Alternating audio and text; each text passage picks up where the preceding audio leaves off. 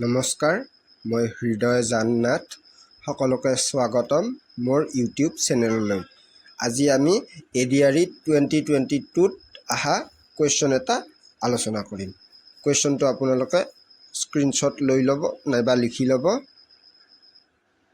ঠিক আছে, ইয়াত দিয়া আছে এটা আয়তৰ দিশ 15 চেণ্টিমিটাৰ আৰু কালি 150 চেণ্টিমিটাৰ স্কুৱেৰ।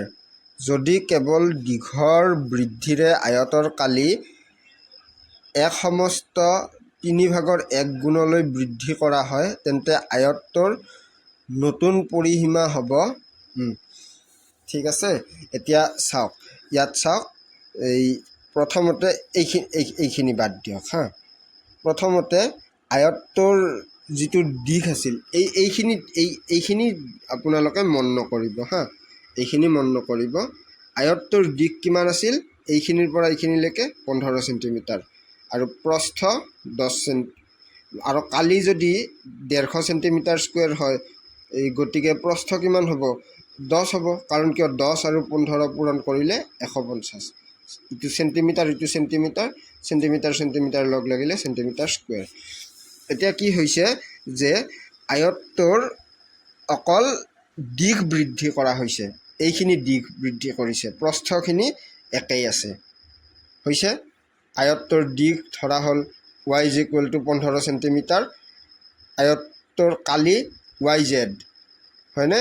গতিকে জেডটো প্ৰস্থ বুলি ধৰিছোঁ, দিশটোক ধৰিছোঁ y, প্ৰস্থটোক ধৰিছোঁ z। গতিকে কালি কি হ'ব? দিশ পূৰণ প্ৰস্থ হয়নে? এইটো y টো দিশ আৰু জেডটো প্ৰস্থ। দিশ পূৰণ প্ৰস্থ সমান কিমান? 150 চেণ্টিমিটাৰ স্কুৱেৰ।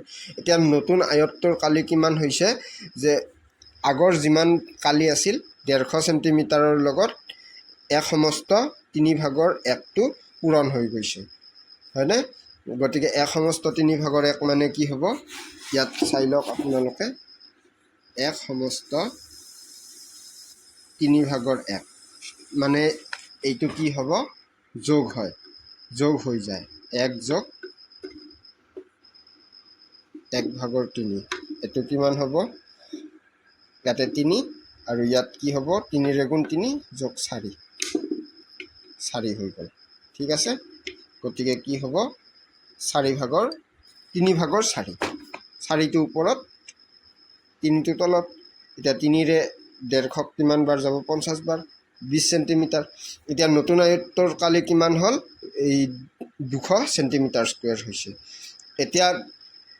এতিয়া চাওক, প্ৰস্থটো একেই আছে হা, অকল দিশটোহে বাঢ়িছে। গতিকে প্ৰস্থটো কি হ'ব?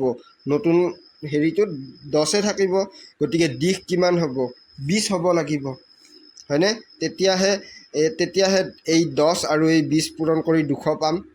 ঠিক আছে, সেইকাৰণে কি হৈছে? দিশটো 20 হৈ গৈছে, কাৰণ প্ৰস্থ 10 আৰু কালি কিমান আছে? 200 আছে। গতিকে 10 আৰু 20 পূৰণ কৰিলে 200 হ'ব। সেইকাৰণে দিশটো হৈছে 20। এতিয়া নতুন আয়তটোৰ পৰিসীমা কি হ'ব? আয়তৰ পৰিসীমা 2 পূৰণ দিশ যোগ প্ৰস্থ হয়নে? 2 পূৰণ দিশ যোগ প্ৰস্থ হ'লে দিশ কিমান আছিল? 20 আৰু প্ৰস্থ 10।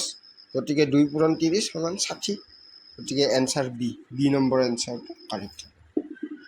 Thank U.